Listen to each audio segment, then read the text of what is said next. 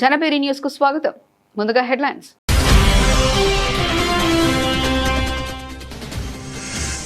నిజమే, మా రేవంత్ రెడ్డి వడ్లు కొనట్లేదు, ధాన్యం సేకరణ సరిగ్గా లేదని క్షమాపణ చెప్పిన రాజగోపాల్ రెడ్డి.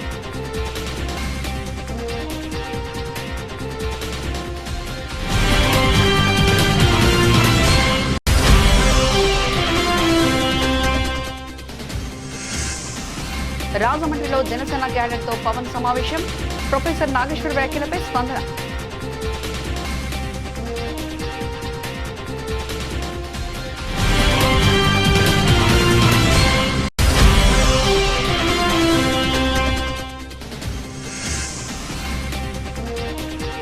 హైదరాబాద్ లో 24 గంటల తాగునీటి సరఫరా చేస్తాం. మళ్లీ అధికారంలోకి వచ్చేది బీఆర్ఎస్ పార్టీని.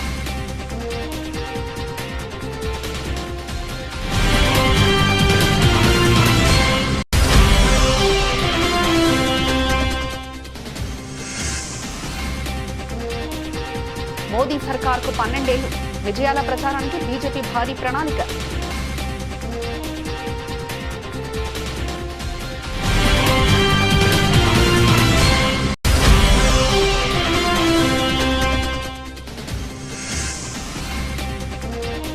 నువ్వెంత నీ బతుకెంత, టీడీపీ నేత బీటెక్ రవిపై YCP MP YS Avinash Reddy warning.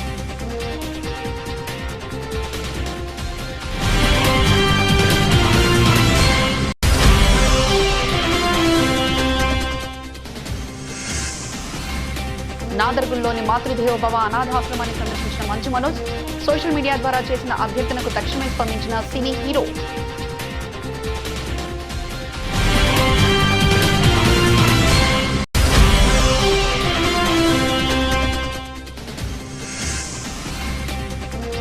ఉద్యోగాల పేరిట నిరుద్యోగులకు 2 లక్షల ఉద్యోగాలు ఇస్తామంటూ కాంగ్రెస్ నాయకులు దొంగ హామీ. మండిపడ్డ ఎమ్మెల్యే దేవిరెడ్డి సుధిరెడ్డి.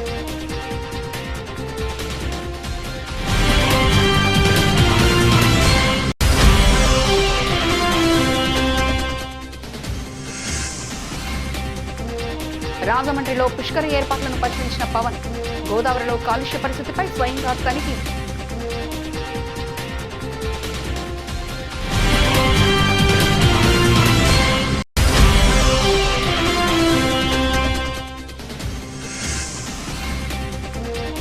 పసిడి వెండి ధరల పతనం. ఒక్కరోజే 5,000 తగ్గిన వెండి.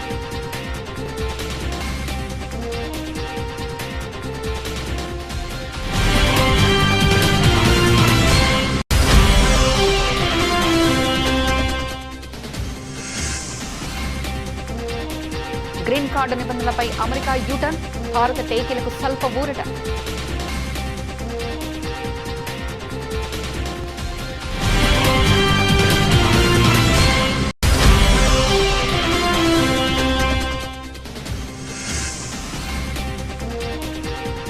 హైదరాబాద్ ఎంజీబీఎస్ లో ఆర్టీసీ బస్సులో అగ్ని ప్రమాదం.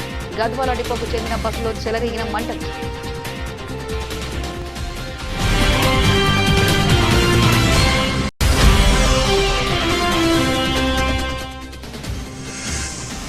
ఐపీఎల్లో బలంగా కొనసాగుతున్న ఓ సెంటిమెంట్. క్వాలిఫైయర్ 1 గెలిచిన జట్టే ఛాంపియన్స్ గా నిలుస్తున్న వైనం.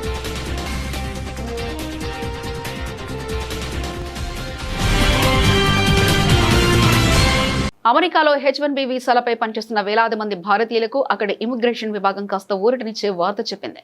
గ్రీన్ కార్డు కోసం దరఖాస్తు చేసుకునే వారు తప్పనిసరిగా దేశం విడిచి వెళ్లాల్సిందేనన్న కఠిన నిబంధనపై తాజాగా స్పష్టతనిచ్చింది. దేశ ఆర్థిక వ్యవస్థకు ప్రయోజనం చేకూర్చే లేదా జాతీయ ప్రయోజనాలకు అనుగుణంగా పనిచేసే ఉద్యోగులు అమెరికాలోని ఉంటూనే తమ గ్రీన్ కార్డు ప్రక్రియను కొనసాగించవచ్చని తెలిపింది. గతంలో ట్రంప్ ప్రభుత్వం అడ్జస్ట్మెంట్ ఆఫ్ స్టేటస్ ప్రక్రియపై కఠినమైన నిబంధనలో ఒక పాలసీ మెమో జారీ చేసింది. దీని ప్రకారం తాత్కాలిక వీసాలపై ఉన్నవారు గ్రీన్ కార్డు కోసం దరఖాస్తు చేసుకోవాలంటే తమ స్వదేశాలకు తిరిగి వెళ్లాలని సూచించింది. దీంతో అమెరికాలోని టెక్ రంగంలో పనిచేస్తున్న భారతీయ నిపుణుల్లో తీవ్ర ఆందోళన నెలకొంది. ఏళ్ల తరబడి అక్కడే కెరియర్ను నిర్మించుకునే కుటుంబాలతో స్థిరపడిన వారు ఈ నిబంధనలతో గందరగోళానికి గురయ్యారు. ఈ ఆందోళన నేపథ్యంలో US citizenship and immigration services USCIS తాజాగా ఒక వివరణ ఇచ్చింది. న్యూస్ వీక్ కథనం ప్రకారం USCIS ప్రతినిధి జగ్ కహ్లార్ మాట్లాడుతూ దేశానికి ఆర్థికంగా ప్రయోజనం చేకూర్చే లేదా జాతీయ ప్రయోజనాలకు సంబంధించిన పనులు చేసేవారు తమ ప్రస్తుత మార్గంలోనే కొనసాగవచ్చని తెలిపారు. అయితే కొందరిని వారి వ్యక్తిగత పరిస్థితులను బట్టి విదేశాల నుంచి దరఖాస్తు చేసుకోమని అడగవచ్చని ఆయన పేర్కొన్నారు. అంతకుముందే ఇదే అధికారి అసాధారణ పరిస్థితుల్లో తప్ప గ్రీన్ కార్డు కోరుకునే విదేశీయులు తమ స్వదేశాలకు తిరిగి వెళ్లాల్సిందే అని ప్రకటించడం గమనార్హం. తాజా వివరణ కొంత ఉపశమనం కలిగించినప్పటికీ ఆర్థిక ప్రయోజనం, జాతీయ ప్రయోజనం అనే కేటగిరీల కింద ఎవరు వస్తారనే దానిపై స్పష్టత లేకపోవడంతో ఆందోళన పూర్తిగా తొలగిపోలేదు. ప్రస్తుతం అమెరికా టెక్ రంగంలో మెటా, అమెజాన్ వంటి పెద్ద కంపెనీల ఉద్యోగులను తొలగిస్తున్న నేపథ్యంలో H-1B వీసా వర్కర్లపై తీవ్ర ఒత్తిడి నెలకొంది. ఈ తరుణంలో ఇమిగ్రేషన్ నిబంధనలపై గందరగోళం వారిని మరింత ఆందోళనకు గురి చేస్తుంది. తాజా క్లారిటీ కొంత ఊరటనిచ్చినా పూర్తి భరోసా కోసం స్పష్టమైన మార్గదర్శకాలు అవసరమని నిపుణులు అభిప్రాయపడుతున్నారు.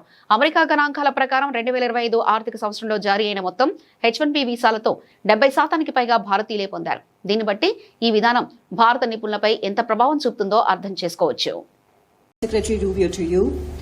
Indian students, engineers, doctors, researchers have contributed enormously to US economy and innovation ecosystems. But the recent changes in J1 visa, F1, H1B visa are being seen in India as hurting the core pillar of people-to-people relationship. What does your administration have to say about this in regard to Indians and the message to Indians in this regard? Dr. Jaishankar, to you, my question is, India today has strong relations with UAE, the Gulf countries, Israel, Iran, and of course US here. And how confident are you of managing all these relations at this time in the current situation? Would you say it is an example of multi-alignment? Thank you. Thank you. Let me just handle on the first of all, I take and accept what you just said about the contribution that Indians have made to the U.S. economy. Over $20 billion have been invested in the U.S. economy by Indian companies. We want that number to continue to increase, and obviously the expertise as well that they've provided into our economy has been very, very valuable.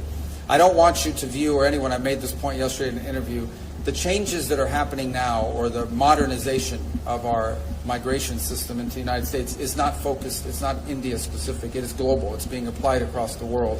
We are in a period of modernization, and I'll be frank and honest with you because it's important to talk about this. We've had a migratory crisis in the United States. This is not because of India, but broadly, we had over 20 million people illegally enter the United States over the last few years, and we've had to address that challenge. In addition to that challenge, and I think this is true for India, this is true for every country in the world, okay? Everything that you do as a country needs to be in your national interest, and that includes your immigration policy. The United States, I believe, is the most welcoming country in the world on immigration. Every single year, 1 million people, roughly, become permanent residents of the United States and contribute greatly. My parents entered the United States as permanent residents in 1956 from Cuba, and so it's a process that's enriched us. But it has to be a process that's adjusted in every era to the realities of the modern times in which you live. And it's long overdue. So the United States is currently undergoing a process of reforming the system by which we choose how many people come into our country, who comes in, when they come in, etc. Anytime you undertake a reform, anytime you undertake a change in the system by which you admit people, or frankly, anytime you undertake a reform in any system, not just on immigration, there's going to be a period of transition that's going to create, some friction points and some difficulties and so forth. Ultimately, we think when this process is in place, once this process has been modernized, and that's really what it is, we are modernizing the U.S. immigration system for the 21st century so that it is an immigration system that's not just good for the America, but it's also good for the people that are coming. Once we are complete and once we've done the work of modernizing that system, I think we're going to come up with a system, we're going to wind up with a system that's more efficient and even better than the previous system, and in some ways may prove to be even more beneficial than the previous system was to people from India that seek to enter the United States to work and innovate.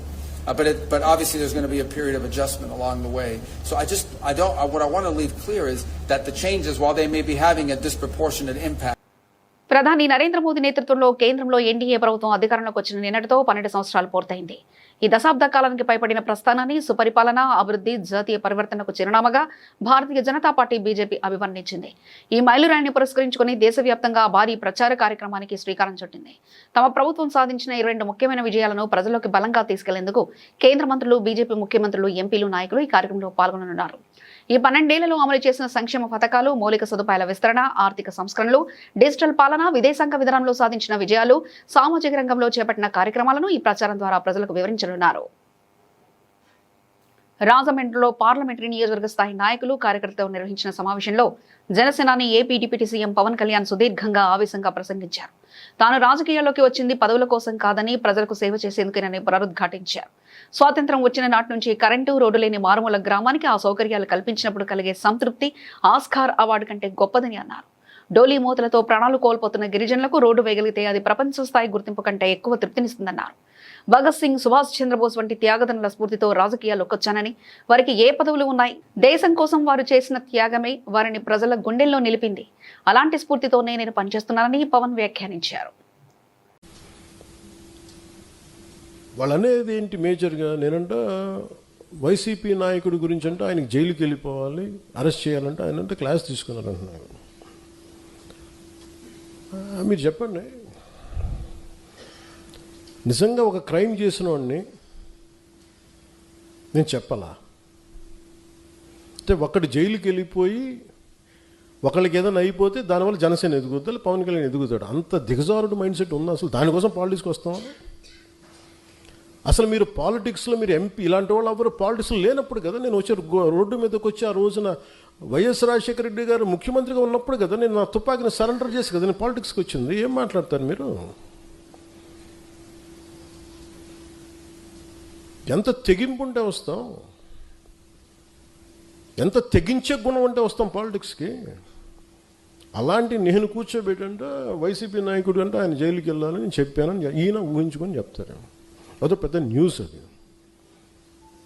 మరి మీరందరికీ కళ్ళకి ఏం కనిపించట్లేదని మీ ధాన్యం సేకరణపై చౌటుప్పల్ మండలం అంకిరెడ్డిగూడెంలో రైతులకు కేటాయించిన private గోదామును Munugode MLA Komatireddy Rajagopal Reddy పరిశీలించారు. ధాన్యం కొనుగోలు చేయకపోవడాన్ని తమను క్షమించాలని కోరారు. రైతుల కష్టాలు వాస్తవమే, ధాన్యం కొనుగోలు ఆలస్యమైన విషయం వాస్తవమే. మేం కూడా చింతిస్తున్నామని కాంగ్రెస్ ఎమ్మెల్యే రాజగోపాల్ రెడ్డి అన్నారు. ప్రభుత్వం తరఫున నేను క్షమాపణ కూడా చెప్తున్నాను. ఎందుకంటే మనం అనుకున్న దానికంటే డబల్ 3 రెట్లు ఎక్కువ వచ్చింది. రైతులకు ఇబ్బంది అయింది. కల్లాలల్లా 15 రోజుల నుంచి రైతులు ఇబ్బంది పడుతున్నారు. ఆ మాట వాస్తవం. అందుకని మేము కూడా చింతిస్తున్నాం అందరం.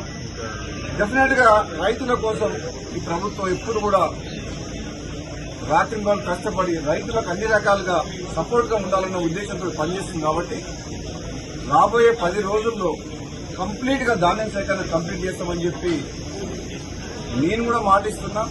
ప్రత్యక్షంగా నేను కూడా ఈ గోడౌన్ హ్యాండ్ ఓవర్ చేసుకుంటానికి అధికారులతో మాట్లాడి గోడౌన్ ఓనర్ ఒప్పుకోకున్నా సరే బలవంతంగా నోటీస్ ఇచ్చి తీసుకోవడం జరిగింది. ఇంకొక 1,00,000 టన్నులకు తిరుమలగిరి సూర్యాపేట మండలం అక్కడ ఒకటి ఉన్నది, అది కూడా తీసుకోమని చెప్పిన ఇప్పుడు అడిషనల్ కలెక్టర్ గారితో మాట్లాడినా. వచ్చే 10 రోజుల్లో ఈ ధాన్యం సేకరణ ఎప్పుడు ఇంత ప్రాబ్లం రాలే, ఈసారి వచ్చింది ప్రాబ్లం. ఈసారి దిగుబడి ఎక్కువ రావడం వల్ల, కాబట్టి వివిధ కారణాల వల్ల ఆలస్యం అయింది. మేము అధికారంలో ఉన్నప్పుడు విజయసాయిరెడ్డి ఇంటికి వచ్చి ఎమ్మెల్సీ పదవికి 12 కోట్లకు బేరం పెట్టలేదా? ఎమ్మెల్సీ పదవి అమ్మేస్తా, ఒప్పుకుంటే వైఎస్ఆర్సీపీ పార్టీ కండవా కప్పుకుంటా అన్నది నువ్వు కాదా? ఇది నీ బతుకు. ప్రజలిచ్చిన పదవిని అమ్ముకునే దౌర్భాగ్యమైన బ్రతుకు నువ్వు. జగన్ ని నోటికొచ్చినట్లు మాట్లాడేవాడివా? నోరు జాగ్రత్త పెట్టుకోని బీటెక్ రవిని YCP MP YS Avinash Reddy హెచ్చరించారు. వాడు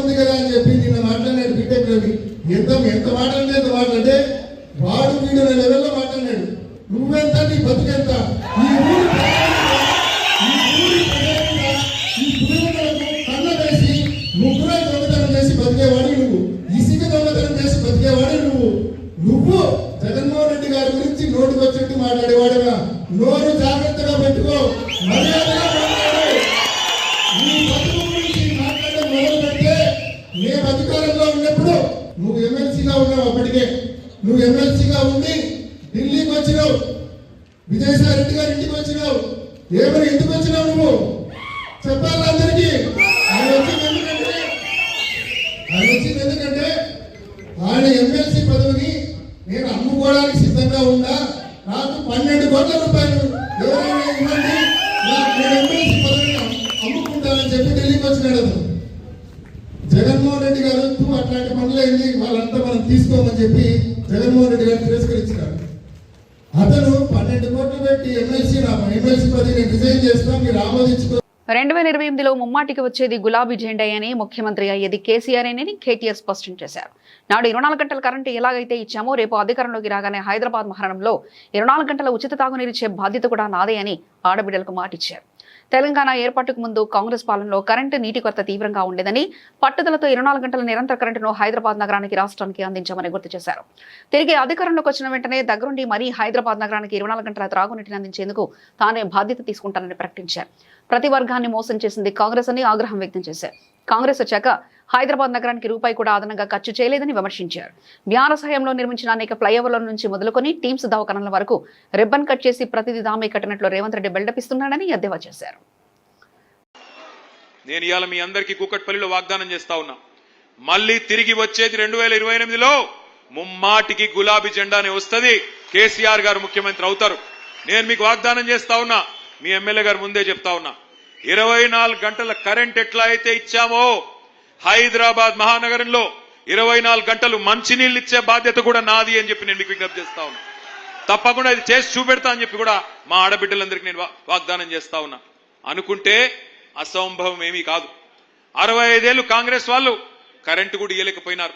వ్యవసాయానికి కరెంట్ ఇవ్వలేదు, హైదరాబాద్ లో ఇళ్లకు కరెంట్ ఇవ్వలేదు, ఆఖరికి పరిశ్రమలకు కరెంట్ ఇవ్వకపోతే వారానికి 3 రోజులు మా కుత్బుల్లాపూర్ లో శివారు ప్రాంతాల్లో ఉండే మరి పరిశ్రమలు మూత పెట్టుకునే పరిస్థితి. అందుకే నేను మీకు చెప్తా ఉన్నా, 24 గంటల కరెంట్ ఇచ్చింది కేసీఆరే, రేపు మళ్ళీ 24 గంటల నీళ్లు హైదరాబాద్ మహానగరంలో ఇవ్వబోయేది తిరిగి మళ్ళీ కేసీఆర్ అనే మాటను మీకు విజ్ఞప్తి చేస్తా ఉన్నా. తప్పకుండా ఇచ్చి మీ మనసు గెలుచుకుంటామని చెప్పి కూడా విజ్ఞప్తి చేస్తా ఉన్నా. రాజమండ్రిలో గోదావరి పుష్కరాల ఏర్పాటులో భాగంగా డిప్యూటీ సీఎం పవన్ కళ్యాణ్ రెండో రోజు కూడా క్షేత్రస్థాయిలో కాలుష్య పరిస్థితిపై తనిఖీలు చేపట్టారు. వెంకటనగరం సమీపంలో ఆంధ్ర పేపర్ మిల్స్ నుంచి పారిశ్రామిక వ్యర్థాలు నదిలో కలిసే ప్రాంతాన్ని ఆయన బోట్లో వెళ్లి స్వయంగా పరిశీలించారు. అక్కడ అధికారులతో నీటి నమూనాలను శాంపుల్ సేకరింపజేశారు. ఈ సందర్భంగా పవన్ తో పాటు మంత్రులు నాదెండ్ల మనోహర్, కందుల దుర్గేష్ కూడా ఉన్నారు. ఈ సందర్భంగా పవన్ మాట్లాడుతూ, పవిత్ర గోదావరిలో పారిశ్రామిక వ్యర్థాలు కలవడం దారుణం. పుష్కరాల వేళ ఈ నీటిలో స్నానం చేస్తే పుణ్యాల మాట దేవుడు, రోగాలు మాత్రం ఖచ్చితంగా వస్తాయని ఆవేదన వ్యక్తం చేశారు. గతంలో ఏలూరులో తాగునీటి కాలుష్య కారణంగా జరిగిన ప్రమాదాలను గుర్తు చేస్తూ రాష్ట్ర ప్రగతికి పరిశ్రమలు ఎంత అవసరమో పర్యావరణ పరిరక్షణ కూడా అంతే ముఖ్యమని స్పష్టం చేశారు. ఈ కాలుష్య సమస్యపై త్వరలోనే అసెంబ్లీ, కేబినెట్ సమావేశంలో చర్చిస్తామన్నారు. పుష్కరాల రేవులను కేవలం అందంగా తీర్చిదిద్దడమే కాదు, నది కలుషితం కాకుండా చూడాల్సిన బాధ్యత కూడా ఉందని మంత్రి కందుల దుర్గేష్ను ఉద్దేశించి పవన్ అన్నారు. పేపర్ మిల్స్ కాలుష్యంపై తాము నిఘా ఉంచామని, అధికారులతో సమీక్ష నిర్వహిస్తున్నామని చెప్పారు. నేను అనేది ఇప్పుడు కూర్చోబెట్టి ఇప్పుడు అలాంటప్పుడు పుణ్య స్నానాలు, పుణ్యనదుల పేర్లు ఎందుకు? మనం గోదావరమ్మ, మా తెలుగు తల్లి, కృష్ణా గోదావరి, గలగలలు, బిలబిలలు ఎందుకు ఇవన్నీ? ఆ పద ప్రయోగం ఎందుకు? మా తెలుగు తల్లి పాడకూడదు, మానేయండి. మా తెలుగు తల్లి ఇలా కాలుష్యం కూర్చొని విలవిల అని మాట్లాడాలి మనం.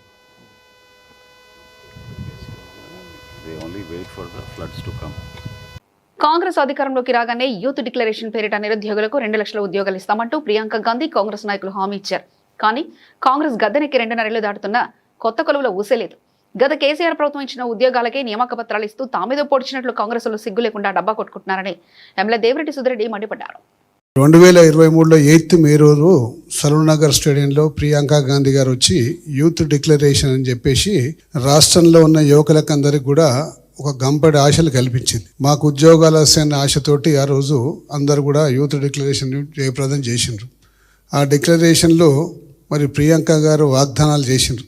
అంతకన్నా ముందు జరిగిన 2 సభలలో, ఒకటి మన సెంట్రల్ లైబ్రరీలో జరిగినప్పుడు మరి ఆ రోజు రాహుల్ గాంధీ గారు విద్యార్థులతో నేల మీద కూర్చొని మీకు అందరికి కూడా కాంగ్రెస్ పార్టీ వస్తే ఉద్యోగాలు వస్తాయి, రాబోయే కాంగ్రెస్ ప్రభుత్వమే కాబట్టి మీకు ఉద్యోగాలు ఇచ్చే బాధ్యత నాదని చెప్పేసి ఆ రోజు నమ్మబలికిండు.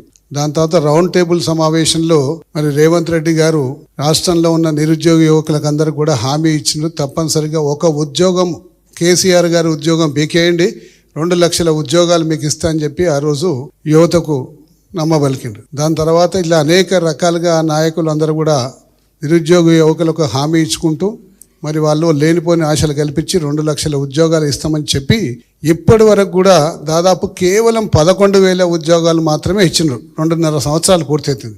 దాన్ని 55,000 ఉద్యోగాలు ఇచ్చినాయని చెప్పేసి ఈరోజు చెప్పుకుంటున్నారు. అందులో ఉన్న దాదాపు 44,000 ఉద్యోగాలు కేసీఆర్ గారి హయాంలో నోటిఫికేషన్ వచ్చింది, పరీక్షలు జరిగినాయి. మరి కేవలం మరి అపాయింట్మెంట్ ఆర్డర్ ఇచ్చే టైంకి ఎలక్షన్ నోటిఫికేషన్ రావడం వల్ల అది కూడా కలిపి లాల్ బహదూర్ స్టేడియంలో ఆ ఉద్యోగ నియామక పత్రాలు ఇచ్చి ఇవన్నీ కూడా మేమే ఇచ్చినామని చెప్పేసి అబద్ధ ప్రచారాన్ని నిరుద్యోగ యువతలో ఇలా ప్రచారం చేసుకునే ప్రయత్నం చేస్తుండ్రు. మరి అలాగే ఇలా యువకులందరూ కూడా ఎంతో ఆశతోటి ఎదురు చూస్తుండ్రు. చాలామంది నిరుద్యోగులు ఇలా చాయ్ బండి, ఇడ్లీ బండి, మరి మిరపకాయ బజ్జీల బండి, ఇటువంటి బజ్జీల బండి ఏర్పాటు చేసుకొని ఈ ప్రభుత్వం ఉద్యోగాలు ఇయ్యదు, మమ్మల్ని మోసం చేసినవి, మమ్మల్ని రోడ్డు మీద పడేసిందని చెప్పేసి వాళ్ళ బతుకు తెరువు కోసం పోరాటం చేస్తూ ఉన్నారు. అలాగే విద్యార్థులు, చదువుకున్న విద్యార్థులకు అందరికీ కూడా ఈరోజు విద్యార్థుల తల్లిదండ్రులు మా ఆఫీస్కి వచ్చి, సార్ ఇలా మా రంగారెడ్డి జిల్లా నాదరగూడలోని మాతృదేవోభవ అనాథాశ్రమాన్ని సినీ నటుడు మంచు మనోజ్ సందర్శించారు.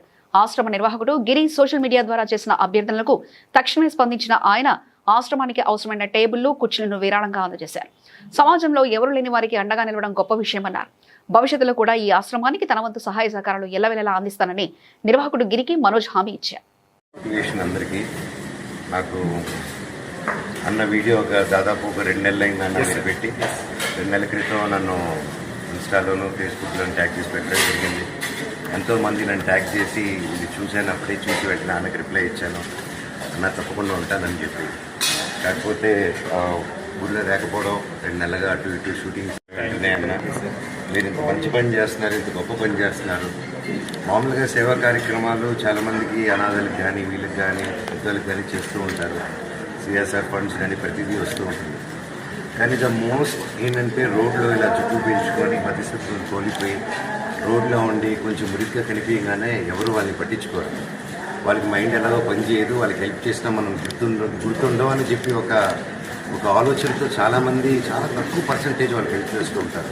అయ్యో వాళ్ళని ముట్టితే ఏదైనా అవుతుందని చెప్పి వాళ్ళ అంటరాని వాళ్ళలాగా ఏమండి మన అంటరాని లోకాన్ని దాటేసి ఎప్పుడో మన తాతలు ముత్తాతల కాలం అండి అది దాటేసి ఇప్పుడు 2026లో ఉన్నాం. ఇప్పుడు అంటరానితనం లేదు, ప్రతి దానికి ఒక విరుగుడు ఉంది, ప్రతి దానికి ఒక సమస్యకి ఒక పరిష్కారం ఉంది. సో ఇలాగా అన్న ఇప్పుడు సోషల్ మీడియాలో వచ్చాడు కాబట్టి ఇది కొంతవరకు తెలిసింది, నా వరకు వచ్చింది. ఇలా బయట చెప్పుకోలేని అన్సంగ్ హీరోస్ చాలామంది ఉన్నారు. అండ్ ముఖ్యంగా అన్న లాంటి వాళ్ళకి చాలా సమస్యలు కానీ చాలా సంస్థలు, ప్రైవేట్ సంస్థలు కానీ అందరూ అండగా రావాలి.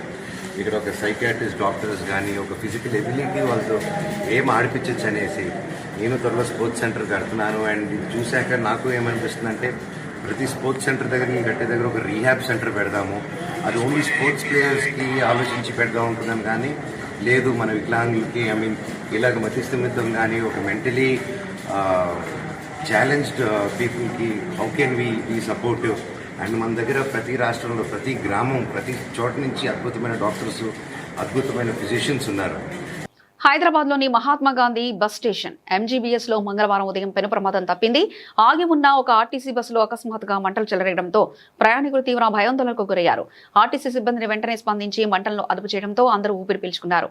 ఇక వివరాలకు వెళ్తే గద్వాల డిపోకు చెందిన ఆర్టీసీ బస్ మహబూబ్ నగర్ గద్వాల వైపు వెళ్లే ప్లాట్ఫామ్ వద్ద నిలిపి ఉంది. ప్రయాణికులు బస్సు ఎక్కేందుకు సిద్ధమవుతున్న సమయంలో ఒకసారిగా మంటలు వ్యాపించాయి. దీంతో బస్సులో ఉన్నవారు సమీపంలోని ప్రయాణికులు భయంతో కేకలు వేస్తూ పరుగులు తీశారు. సమాచారం అందుకున్న వెంటనే అక్కడే ఉన్న ఆర్టీసీ సిబ్బంది అప్రమత్తమయ్యారు. వెంటనే నీళ్లు చల్లి మంటలు బస్సు మొత్తం వ్యాపించకుండా ఆర్పేశారు. సిబ్బంది సత్వర స్పందనతో ఎలాంటి ప్రాణ నష్టం జరగకుండా పెను ప్రమాదం తప్పిందని అధికారులు తెలిపారు. ఈ ఘటనతో MGBS లో కొద్దిసేపు ఉద్రిక్త వాతావరణం నెలకొంది.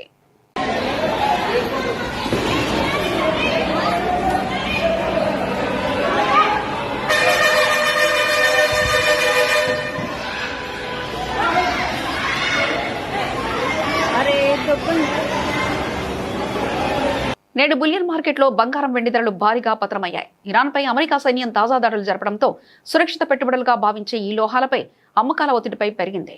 మల్టీ కమోడిటీ ఎక్స్చేంజ్ MCX లో బంగారం ఫ్యూచర్స్ సుమారు 1000 వరకు పడిపోగా వెండి ఫ్యూచర్స్ లో దాదాపు 2% మేర క్షీణత కనిపించింది. ఇక వివరాలకు వెళ్తే ఈ రోజు ఉదయం 10:25 సమయంలో MCX లో జూన్ 5 గోల్డ్ ఫ్యూచర్స్ 0.61% నష్టంతో 971 తగ్గి 1,58,110 వద్ద ట్రెండ్ అయింది. ఇంట్రాడేలో 1,58,000 కనిష్ట స్థాయిని తాకింది. మరోవైపు జూలై 3 సిల్వర్ ఫ్యూచర్స్ కూడా అమ్మకాల ఒత్తిడికి గురైంది. ఇంట్రాడేలో సుమారు 2% నష్టపోయి 5,000 కంటే ఎక్కువ పతనమై 2,71,972 కనిష్టాన్ని నమోదు చేసింది. దక్షిణ ఇరాన్లోని క్షిపణి ప్రదేశాలు, పడవలపై అమెరికా సైన్యం దాడులు జరపడమే ఈ పతనానికి ప్రధాన కారణంగా తెలుస్తుంది. ఇరాన్ చర్చల కోసం తమ ప్రతినిధులను దోహాకు పంపిన సమయంలోనే ఈ దాడులు జరగడం గమనార్హం. దీన్ని అమెరికా ఆత్మరక్షణ చర్యగా పేర్కొంది. ఈ భౌగోళిక ఉద్రిక్తతల కారణంగానే బులియన్ మార్కెట్లో ధరలు ప్రభావితమయ్యాయని నిపుణులు విశ్లేషిస్తున్నారు. ఐపీఎల్ ప్లే ఆఫ్స్ దశకు చేరుకోవడంలో అసలైన ఉత్కంఠ మొదలైంది. అయితే గత కొన్నేళ్లుగా ఐపీఎల్లో ఆసక్తికరమైన సెంటిమెంట్ బలంగా కొనసాగుతుంది. అదేంటంటే క్వాలిఫైయర్ 1లో గెలిచిన జట్టే దాదాపుగా టైటిల్ విజేతగా నిలవడం. ఈ గణాంకాలు ఇప్పుడు జరగబోయే royal Challengers Bengaluru Gujarat Titans మధ్య క్వాలిఫైయర్ 1 మ్యాచ్పై అంచనాలు భారీగా పెంచుతున్నాయి. గణాంకాలు అసలు ఏం చెప్తున్నాయి? 2008లో ప్రారంభమైన ఐపీఎల్ చరిత్రలో ఈ సెంటిమెంట్కు బలంగా ఆధారం ఉంది. ముఖ్యంగా 2011 నుంచి ప్లే ఆఫ్స్ విధానం అమల్లోకి వచ్చాక ఇప్పటివరకు జరిగిన 15 సీజన్లో ఏకంగా 12 సార్లు క్వాలిఫైయర్లో 1లో విజయం సాధించిన జట్లే ఐపీఎల్ ట్రోఫీని ముద్దాడాయి. అంటే దాదాపు 80% సందర్భాల్లో ఇదే ఫలితం పునరావృతమైంది. అది ఈ మ్యాచ్ ప్రాధాన్యతను స్పష్టంగా తెలియజేస్తుంది. ఇక ఇటీవల చరిత్రను చూస్తే ఈ నమ్మకం మరింత బలపడుతుంది. 2018 నుంచి 2025 వరకు గత 8 సీజన్లో క్వాలిఫైయర్ 1లో గెలిచిన జట్టే ఛాంపియన్గా నిలవడం ఒక ఆనవాయితీగా మారింది. 2018లో చెన్నై సూపర్ కింగ్స్ మొదలుకొని 2019, 2020లో ముంబై ఇండియన్స్, 2021లో సిఎస్కే, 2022లో గుజరాత్ టైటాన్స్, 2023లో మళ్లీ సిఎస్కే, 2024లో కోల్కతా నైట్ రైడర్స్, గత ఏడాది 2025 రాయల్ ఛాలెంజర్స్ బెంగళూరు, ఇలా ప్రతిసారి క్వాలిఫైయర్ 1 విజేతలై టైటిల్ గెలుచుకుంటున్నారు. ఏడాది ఏం జరగనుంది? ఈ నేపథ్యంలో ఏడాది జరగనున్న క్వాలిఫైయర్ 1 పోరు అత్యంత కీలకంగా మారింది. నేటి మ్యాచ్లో Royal Challengers Bengaluru, Gujarat Titans తలపడనున్నాయి. ఈ సెంటిమెంట్ ప్రకారం ఈ మ్యాచ్లో గెలిచిన జట్టుకే టైటిల్ గెలిచే అవకాశాలు ఎక్కువగా ఉన్నాయి. మరోవైపు ఎలిమినేటర్లో Sunrisers Hyderabad, Rajasthan Royals పోటీ పడుతున్నాయి. మరి గత 8 ఏళ్లుగా కొనసాగుతున్న ఆనవాయితీ ఈసారి రిపీట్ అవుతుందా, లేక ఎలిమినేటర్ నుంచి వచ్చే జట్టు ఏదైనా అద్భుతం చేసి చరిత్రను తిరగరాస్తుందా అనేది వేచి చూడాలి. బులెటిన్ ముగించే ముందు హెడ్లైన్స్ మరోసారి చూద్దాం.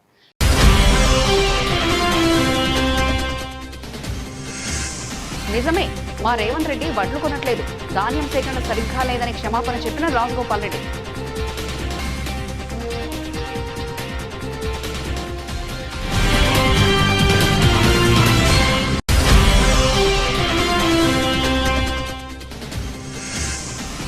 రాజమండ్రిలో జనసేన క్యాడర్తో పవన్ సమావేశం, ప్రొఫెసర్ నాగేశ్వర్ వ్యాఖ్యలపై స్పందన.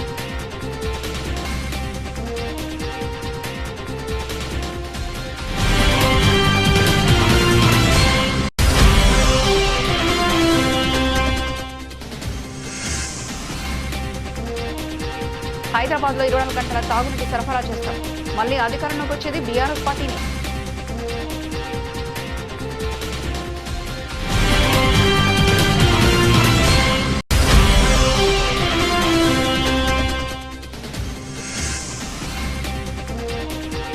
మోదీ సర్కార్కు 12 ఏళ్లు, విజయాల ప్రచారానికి బీజేపీ భారీ ప్రణాళిక.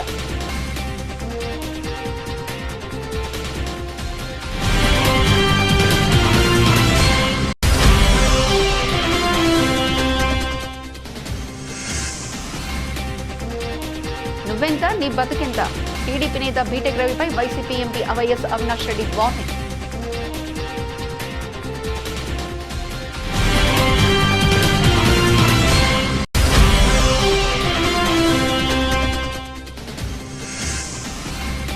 నాదర్గుల్లోని మాతృదేవోభవ అనాథాశ్రమాన్ని సందర్శించిన మంచు మనోజ్, సోషల్ మీడియా ద్వారా చేసిన అభ్యర్థనకు తక్షణమే స్పందించిన సినీ హీరో.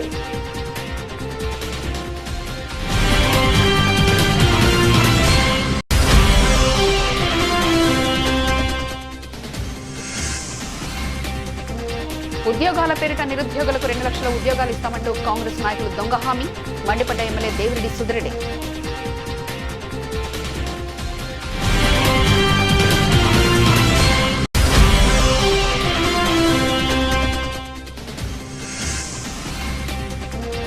రాజమండ్రిలో పుష్కర ఏర్పాట్లను పరిశీలించిన పవన్, గోదావరిలో కాలుష్య పరిస్థితిపై స్వయంగా తనిఖీ.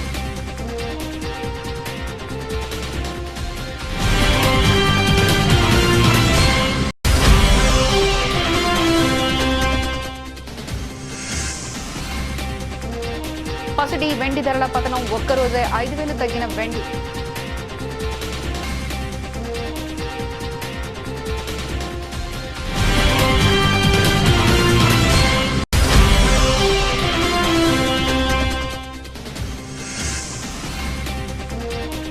గ్రీన్ కార్డు నిబంధనలపై అమెరికా యూటర్న్, భారత టేకీలకు స్వల్ప ఊరట.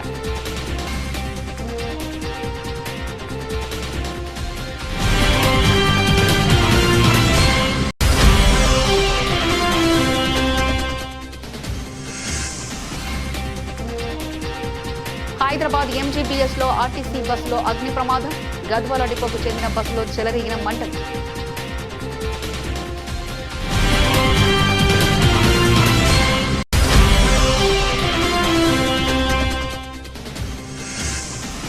ఐపీఎల్లో బలంగా కొనసాగుతున్న ఓ సెంటిమెంట్. క్వాలిఫైయర్ 1 గెలిచిన జట్టే ఛాంపియన్స్ గా నిలుస్తున్న వైనం.